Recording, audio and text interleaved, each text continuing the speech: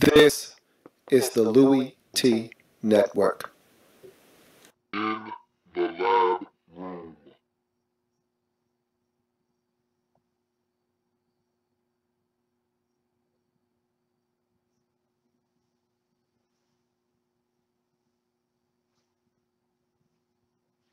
Who else could it be but me, your man, Louie T? Welcome to the program. You are in the lab room. I, of course, am your host, Luke. Thank you for joining me. Week number 4 in the National Football League. Minnesota Vikings featuring Teddo. Teddo getting a start. Teddy Bridgewater making his first NFL start, taking on the red-hot Atlanta Falcons. And before we start, brand new setup, live feed, a lot of things going on. As you can see, a couple of technical difficulties in the background. I will iron all those things out over time. Right now, I'm just trying to get this product out on the streets. You know how it goes. So ignore the noise, ignore the pixelation and all the static that you may see. Just focus on the product and the game at hand. Falcons traveling to Minnesota to take on the Vikings. So let's talk about this game.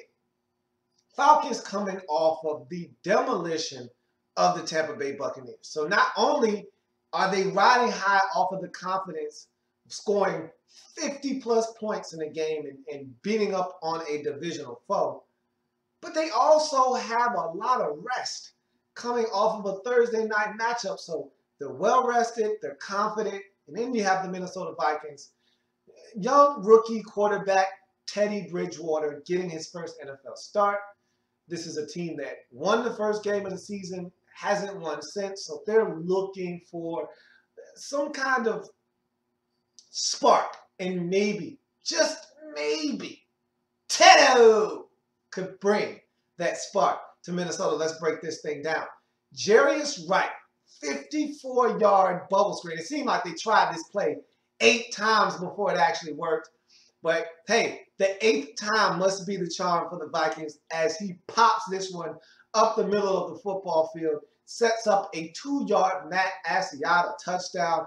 It's 7-0 Minnesota. So Teddo coming in, and right away Vikings getting to work offensively. Keep in mind, this is a team that last week did not find the end zone in New Orleans. Only were able to muster 3 field goals. So feels good to get in the end zone on your opening possession. 7-0 Vikings in the lead. Roddy White and the Falcons offense come right back and respond. Roddy White, you can't leave Roddy White wide open like this. 24-yard touchdown. Walks in the end zone. We're all knotted up at 7. Teddo with a 29-yard hookup. Greg Jennings, and it's good to see Greg. It's always nice when I see a Greg Jennings sighting because it seems like since coming over from Green Bay to Minnesota, he doesn't get the football enough. And I feel like he's just around. And I'd love to see him get more involved. And maybe Teddo being your new quarterback, coming in, spreading the football around to everybody, maybe that will rejuvenate the career of Greg Jennings. I don't know. We'll see. But big catch leads to a 7-yard Matt Asiata touchdown run. It's now 14-7. Vikings back on top. That ends the first quarter. Vikings playing some great football early on in this game. 60-yard secret weapon. Oh! Secret weapon. Gets the football. And I talked about the Vikings not knowing how to use this guy. And I said maybe the secret weapon is a secret to the Vikings because obviously they haven't been giving him opportunities. But he got his chance in this game. And don't tell nobody about the secret weapon that is Jerick McKinnon. And he rips off a 55-yard run in this game and sets up a field goal attempt for B-Dub, and B-Dub misses. And that's a little strange because it's not like this was 61 yards or 57 or 53. This was a makeable 40-some-odd yard field goal. I'm not used to seeing B-Dub miss these types. I'm a little iffy about that. I said, hey, B-Dub, you owe me for that one, man. You owe me, man. That was a chippy. You got to make that one. So it's still 14-7 Vikings up. Off the missed field goal. You know you miss field goals in this league. You give up field position a lot of times. Vikings give it up after the missed field goal as the Falcons move the football down the field and a 1-yard Patrick DeMarco touchdown ensues. It's now 14-all in this game. After a 19-yard hookup from Tedo to Jarius Wright, Tedo takes off using the wheels. And it's funny because in college, not a lot of people gave Tedo a lot of credit for being able to run. And that's something he did not do a lot of in Louisville. But just because he doesn't mean he can't. And so I think, and he didn't really run at the combine. He didn't flash the speed. We didn't hear a lot about his 40-yard time because of him not working out and in the poor showings in the pro days and all of those workouts. So I think what got lost in the shuffle was that, hey, this kid's athletic. You know, he's a kid that can move. And I like my quarterbacks like Teddy Bridgewater. You know why? I want the guy that can run, but doesn't unless he has to. That's the guy that I want. You know, give me the kid that will stay in the pocket, make decisions from the pocket, and if all else fails, I can always tuck it and run. That's the last resort, however. And that's how you mature a quarterback. That's when you know that guy gets it. When he can hang in the pocket, make decisions from the pocket, and if all else fails, use the two things you call legs to get out of there and go much faster than slow. Tedo did that on this run, and he netted himself a 13-yard touchdown. Falcons now down again in this game for the third time, 21-14. Secret weapon. Shh.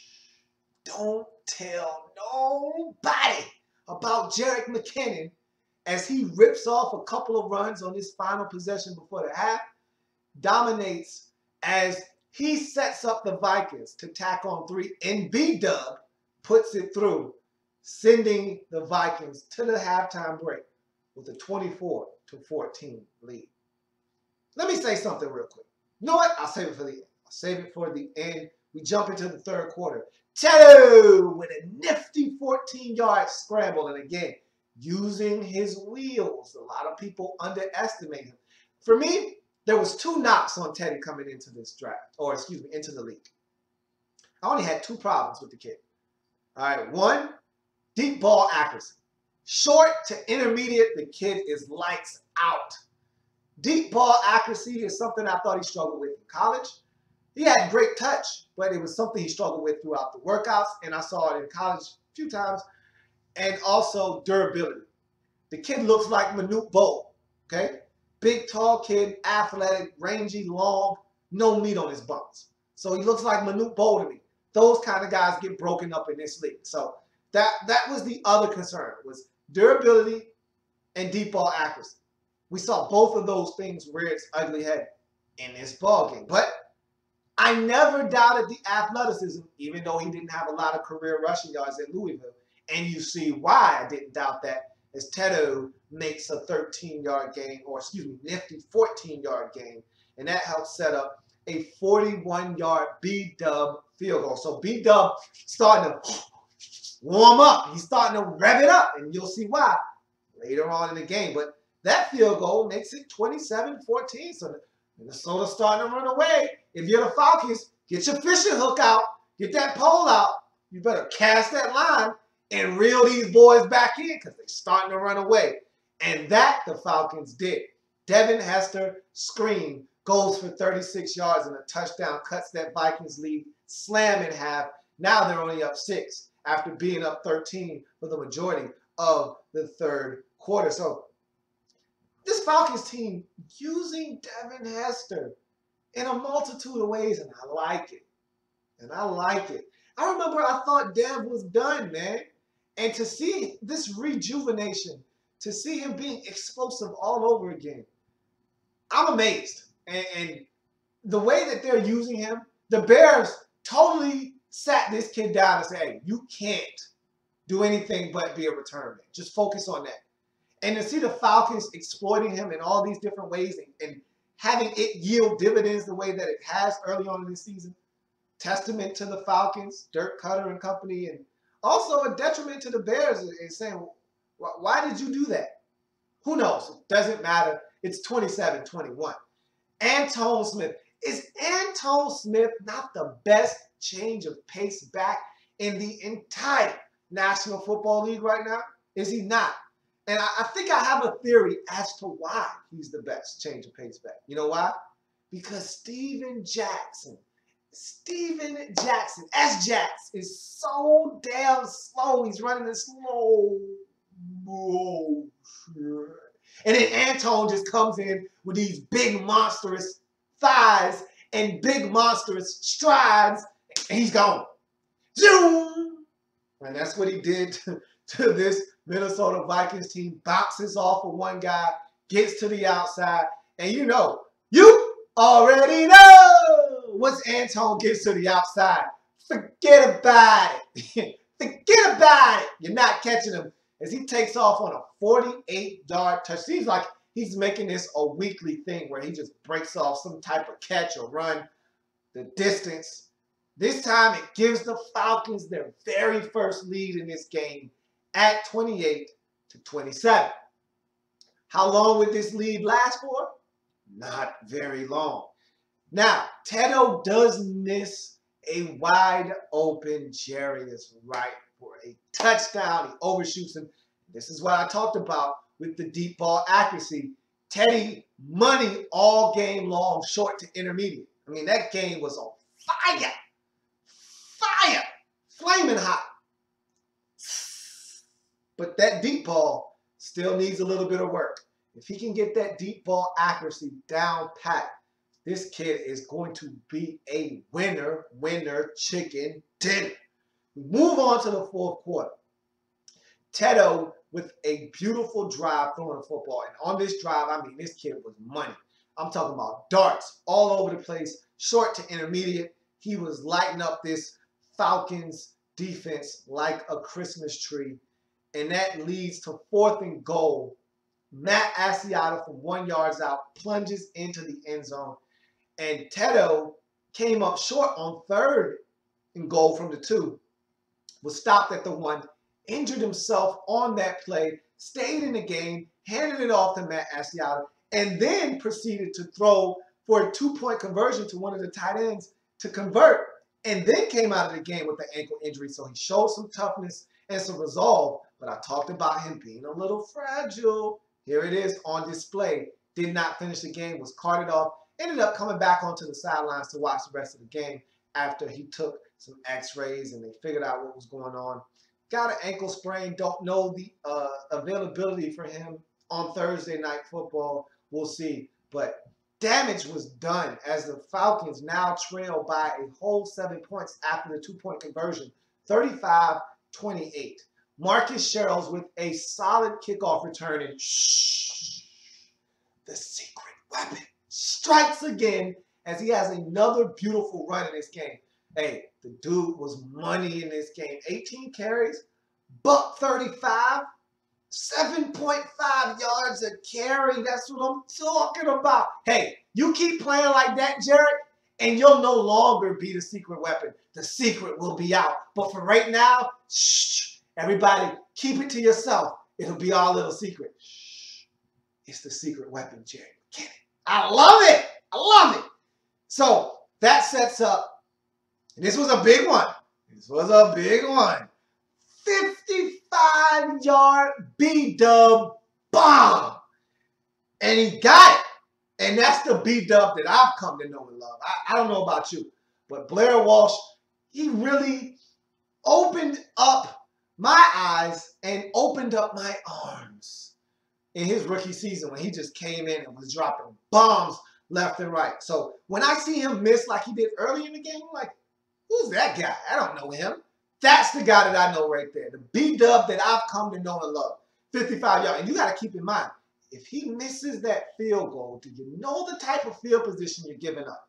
That was a gutsy call, but if anybody can nail that type of field goal, it's B-Dub. He owed us one. He knocked it down. It's now 38-28, and that's huge. Now you're up 2 scores. Time's kind of ticking down in this game. Now the Falcons have to score and they have to press. And when you press, you get turnovers. Matty Ice, INT to Harrison Smith to put the nail in the coffin as he sets up a 53-yard B-Dub finisher. As the Minnesota Vikings, who knew, score 41 points en route to a 41-28 victory at home. Tedo with his first NFL victory. Of all the quarterbacks who were drafted in the first round, he was the last, yet he is the first to get an NFL W under his belt. Congratulations to Teddy Bridgewater and the Minnesota Vikings as they're now 2-2 in the season. Falcons dropped to 2-2 in the season. Let me talk to the Falcons for a second and we'll come back to the Vikings and wrap this up. This Falcons team is an enigma. And the reason I have a problem with this Falcons team is you have a championship caliber offense, but you have a last place defense. And it's sickening because every year we hear the same thing. We need to get tougher. We need to do this. We need to do that. So you draft cornerbacks. You go out in free agency this year after drafting cornerbacks the year before, and you try to fortify the front line, and you try to go get bigger. So you go out and you get Tyson Jackson. You go out and you get Paul Soliai. You're still getting ran on. You're still getting gashed. And yes, Sean Witherspoon hurts. He's not the end-all, be-all. He's not the answer, the antidote to what's going on. You stink defensively, and I can't quite put a finger on it. One, you don't get any pressure on the quarterback. That's number one. But then you at least say, all right, well, at least if nothing else, we're going to stop the run. We got big and beefy for a reason. You don't stop the run either. What do you do defensively? I mean, what do? You got to score 40 every week to win? Is that what it boils down to? You got to score 37 to win? You had to score 37 in week 1 to win. You scored a boatload of points last week, but, I mean, that was against Tampa Bay. If Mike Glennon plays the entire game, I don't know how that game turns out. Then this week, you scored 28 points. 28 points should be enough to win in this league. But you still give up 41. That's disturbing is what it is. At some point, the defense needs to stand up and be accountable because this offense is too good. You have too many playmakers on that side of the football. Devin Hester is incredible on special teams. And yet, every game as a Falcons player on the offensive side of football, you got to go in the game with the mind frame and the mindset that we got to score 35 to win today. No ifs, ands, or buts about it. If we don't put up 30-something, we're going to lose. And it needs to be mid to high 30s, not low 30s, not 31, because we might get beat 31-34 if we score 31 points. So that's the problem I have with the Falcons is, I mean, this has got to stop. You know, and how about trying winning on the road, too? That's something that'll help you along the lines as well, because you're not going to get home field throughout in the NFC if you make it to the postseason. If is a big word, because right now with that defense, I can't see you going anywhere. But if you do make the postseason, you have to go on the road. So it'd be nice if you got some practice winning on the road at some point. Good luck. You need that. But let's go back to the Vikings, man. Impressive. Tedo! My good old man, Tedo! Teddy Bridgewater looked outstanding in this game. Over 300 yards passing. Some big runs with his legs, including a 13-yard touchdown. Threw the ball extremely well, spread it around to multiple receivers. Jarius Wright showed up in this game. Greg Jennings made a sighting. Even the secret weapon wasn't a secret in this game. I love it. I want more of it. I want more Tedo. I want more Tedo. And so I ask the question now to a huge Atlanta Falcons fan. If you're watching, I hope you are. Normally you are. The Black Al Bundy. What do you think about Tedo now? I mean, do you think he needs to sit down? That's the question I ask you now. After seeing this, how do you feel about Tedo now? I think he's ready, man. I don't know about you. I think Tedo is ready for the show. So that's going to do it for this matchup, Falcons at Vikes. I thank you for joining me. If it happens in the National Football League, whether big or small, we cover it all here in the lab room. I thank you for joining me. Come back and join me as I continue to break down week number 4 in the National Football League. I will see you in a bit.